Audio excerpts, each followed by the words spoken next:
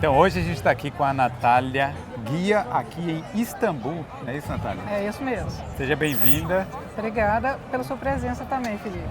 Eu decidi vir aqui para Istambul, uma cidade cheia de história, uma cidade muito bacana para se visitar, que eu não conhecia. Muita gente só vem pelo turismo médico, mas tem muito mais coisa para se ver aqui, né? Então, conta um pouco aí quem você é e onde a gente está aqui nesse momento, Natália. A Turquia ela recebe mais ou menos 40 milhões de visitantes ano, cerca de 40 milhões. Então, é uma cidade assim que tem um movimento enorme de turistas. Nós estamos agora em Ortaköy. Ortaköy é um vilarejo, que era um vilarejo de pescadores, e hoje é um lugar de encontro dos turcos para tomar um chá, encontrar o amigo. Alguns lugares vendem cerveja, nem todos, né? Então, é um ponto de encontro da cidade. Do lado de lá, a gente vai ver a parte asiática da cidade. A gente está vendo ali o Palácio de Beylerbeyi, que é o Palácio de Verão do século XIX. Em cima dele tem a mesquita que chama Büyük Cami, que é uma mesquita que cabe 63 mil pessoas rezando. Eu brinco que é parecido com o Mineirinho, né? O Mineirão, aliás, né? Que cabe muita gente rezando. Aqui a gente vê a mesquita de Mecidiye, a mesquita de Ortaköy, né? E aqui é um dos lugares que sai o passeio de barco. Então é onde a gente está. E o barco vai pelo Estreito de Bósforo, né? Que é esse que divide os dois continentes. Para me explicar isso, geralmente, quando a primeiro encontro com os turistas, eu dou um mapinha que eu mesmo fiz e explico a geografia da Turquia. Então a gente vê a Turquia aqui, a maior parte da Turquia fica na parte asiática e um pequeno pedaço fica na parte europeia. O Estreito de Bósforo divide realmente a cidade e o país em dois, né? Então aqui a gente vê a divisão do Estreito de Bósforo, que é exatamente o que a gente está aqui atrás. Ele tem 33 quilômetros e liga o Mar Negro ao Mar de Mármara. Né? Aqui embaixo é a antiga Constantinopla. Tá?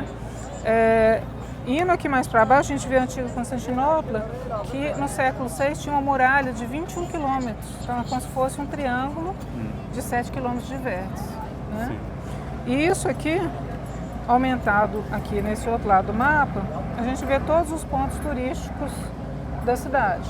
Você quer que eu explique agora? Espera aí, agora vamos um pouquinho para ali, porque por causa do sol aqui, para a gente conseguir conversar um pouco melhor. Então, conta um pouco aí dessa história mesmo da Turquia, de forma resumida. Eu sempre traço uma linha do tempo, não da Turquia, mas de Istambul. A Turquia é difícil você falar sobre a Turquia, porque, igual eu te contei, é o berço das civilizações, né? Então várias civilizações passaram por aqui. Civilização hitita, civilização helenística, romana, né? Os otomanos, seljucas. Então, assim, tem muita história, muita história. Né? Istambul é um lugar onde já viveram aqui há 8 mil anos atrás, né? Os homens da caverna que a gente está falando. Eu fico imaginando, sempre quando a gente conversa de história, eu fico imaginando o que é que se passava aqui. Aqueles navios, aqui era a Rota da Seda também, né? Fazia parte. Era a Rota da Seda. A Turquia, a gente fala que é a Ásia Menor, né? É o berço das civilizações, então várias civilizações passaram por aqui. Entre a civilização hitita, a civilização helenística, romana, otomana, seljúquitas, né? Sim. E depois foi fundado o Império, a República Turca, em 1923, pelo fundador, que é muito respeitado pelos turcos e que chama Mustafa Kemal Atatürk. Sim. Né? E hoje a Turquia, quando é que ela se tornou a Turquia que a gente conhece hoje? A República Turca foi fundada em 1923, né? E desde então é a República Turca, mas antes disso tinha o Império Otomano, né? O Império Otomano ele começou no final do século XIII e foi até a fundação da República, quer dizer, ele durou mais ou menos 600 anos. Sim.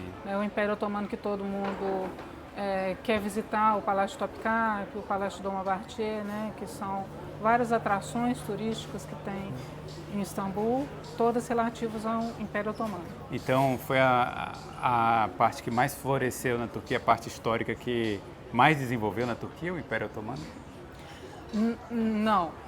Não, porque eu brinco, né, que antes dos turcos chegarem, a Turquia era a Grécia Antiga, né? Sim. Então, por exemplo, o Tales de Miletos. Miletos é uma cidade que fica localizada na Turquia. Ah, sim. A cidade de Troia, que também está localizada na Turquia, né? Éfeso, muita gente vem de navio, de cruzeiro, para em Éfeso, acha que está parando na Grécia, mas é na Turquia. Então tem uma rica história aí do Império Helenístico, na civilização helenística, dos greco-romanos, né? E muitas pessoas importantes, interessantes da história passaram por aqui. Por exemplo, Alexandre o Grande, né? Adriano, o imperador greco-romano. Né? Então tem muita coisa interessante para ver, além de Istambul e da história do Império Otomano. Mas essas construções grandes, a Hagia Sofia, A Santa Sofia, né, e o Palácio de Topkapı são do Império Otomano, é isso? não, a Santa Sofia, ela foi construída, a primeira Santa Sofia foi construída no século IV por Constantino o Grande. Aí depois ela pegou fogo, foi queimada e construíram uma segunda Santa Sofia de Teodósio, imperador Teodósio. E depois teve a terceira Santa Sofia construída pelo imperador Justiniano. Essa é a época greco-romana, Império Bizantino ou o Império Romano do Oriente, que significa a mesma coisa. Depois chegaram os turcos, transformaram a igreja em mesquita, colocaram as minaretes, que são as torrezinhas, né? E depois o Ataturk, o fundador da República Turca, transformou ela em museu. Né? Depois disso, o presidente turco transformou ela em mesquita. Então, hoje ela é uma mesquita, somente muçulmanos podem entrar no primeiro piso, no segundo piso é aberto aos turistas e tem um ingresso para a entrada. Hoje em dia voltou a ser pago, né? Eu acho que foi esse ano, foi no ano passado. Sim, esse ano, em janeiro, voltou a ser pago. Galera, se você quiser viajar pelo mundo, uma forma bem prática de trazer dinheiro aqui para a Europa e para vários outros países é através do cartão da Wise. Você pode acumular o dinheiro na conta da Wise e gastar usando o seu cartão de débito em vários países. Então entra no primeiro link da descrição aqui, abre uma conta na Wise e faz aí a sua primeira transferência gratuita. Quando você recebe os turistas aqui, qual é o tour normal que as pessoas fazem aqui? Tem algumas perguntas que são assim, sempre vêm dos turistas, né? Quantos dias que eu tenho que ficar em Istambul? Né? Qual a melhor estação do ano? Eu sugiro pelo menos 3 dias inteiros em Istambul. Né? Os programas que eu indico para fazer é o Palácio de Topkapı, a Santa Sofia, Mesquita Azul, cisternas subterrâneas, né? E tem agora também, que abriu recentemente, a igreja de Chora, ou Mesquita de Cari, que tem mais ou menos a mesma história da Santa Sofia, que tem mosaicos contando a vida de Jesus e Maria. Ela é uma igreja muito pequena, eu fico mais ou menos lá dentro contando a história da Bíblia, cerca de 30 a 40 minutos, né? E é uma joia do Império Bizantino. Qual é a relação da Turquia com a religião, né? A gente sabe que a maior parte da população aqui é muçulmana, não sei qual é a porcentagem, mas é a maioria absoluta talvez, né? Eu diria que cerca de 99% da população é muçulmana, né? Tem minorias judias e ortodoxas, dentre outras, né? Os judeus, eles foram aceitos durante o Império Otomano, quando eles foram expulsos da Espanha e Portugal.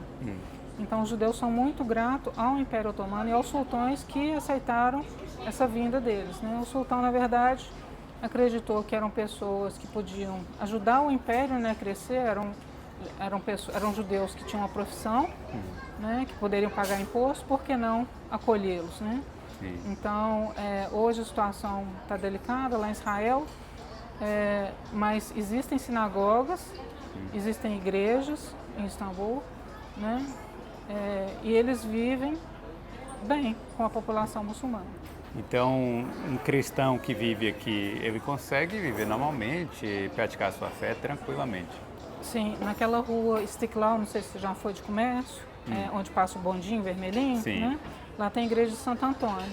E nessa igreja tem missas em vários idiomas. Então tem missa em polonês, tem missa em turco, tem missa em inglês, japonês, o que for, né? Inclusive eu fui numa missa em polonês lá, como brasileira.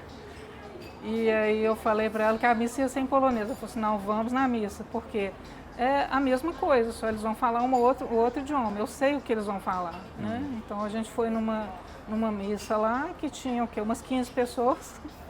Sim. E eles, na hora que a gente entrou, eles viram que a gente não era polonês, né?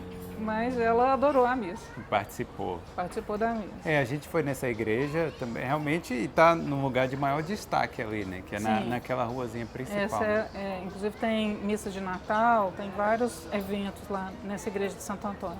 Sim. E outros pontos que se destacam, assim, que caminhando pela cidade, foram a Torre de Gálata e a ponte também, né? O que se passava naquela torre? Era o que ali? A Torre de Gálata, ela foi feita por Justiniano durante o Império Bizantino. Essa atual que você vê não é a original. Essa que você vê hoje foi construída pelos otomanos e foi usada até como um dormitório de soldados do Império Otomano. Sim. E tem algumas histórias interessantes da Torre de Gálata. Tinha um turco que chamava Ahmet Çelebi, ele subiu na torre e ele era um cientista maluco da época, né?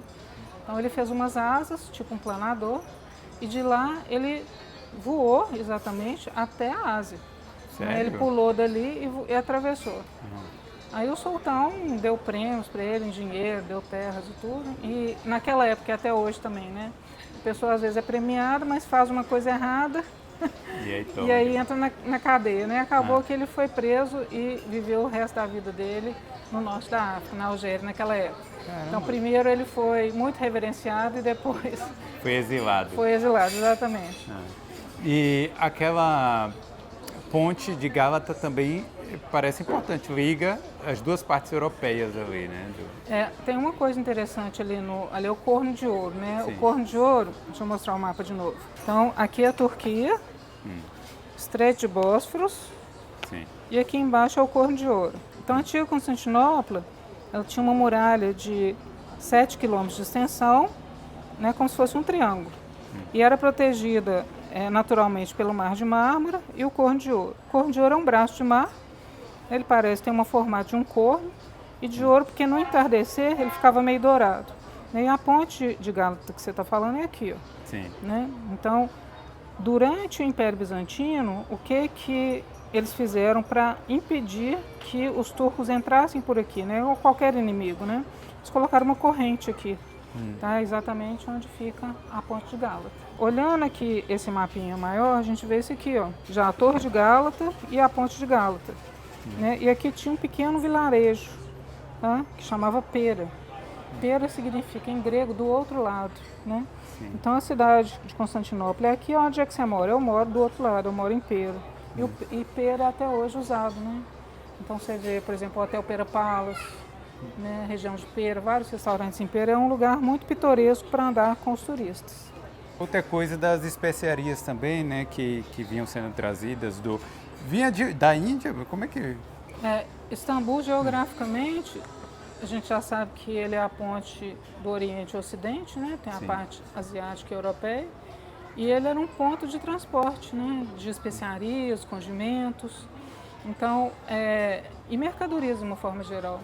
Então eles paravam aqui em Constantinopla e seguiam viagem. Sim. Né? Depois foi descoberta outras rotas e aí perdeu esse valor econômico que tem, embora hoje no Bazar de Especiarias você possa encontrar especiarias do mundo inteiro. E a comida turca, eles usam muitas especiarias, né? Então eles usam também muitas especiarias.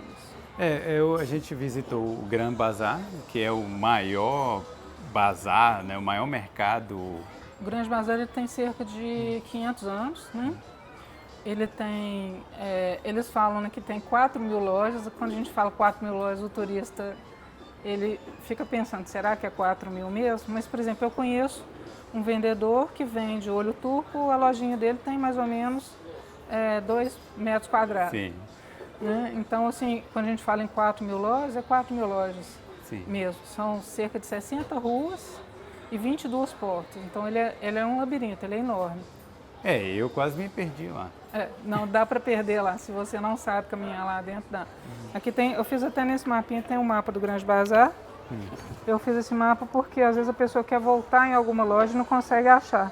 Então tem 2 pontos de trens, né, que a pessoa pode entrar por várias portas. A mais famosa é o Gate One, que todo mundo conhece, né, é um ponto de encontro quando tem turista em grupo. Né? Tem aqui a porta 5, 14, 15, então as portas têm números, então são 22 portas. Né?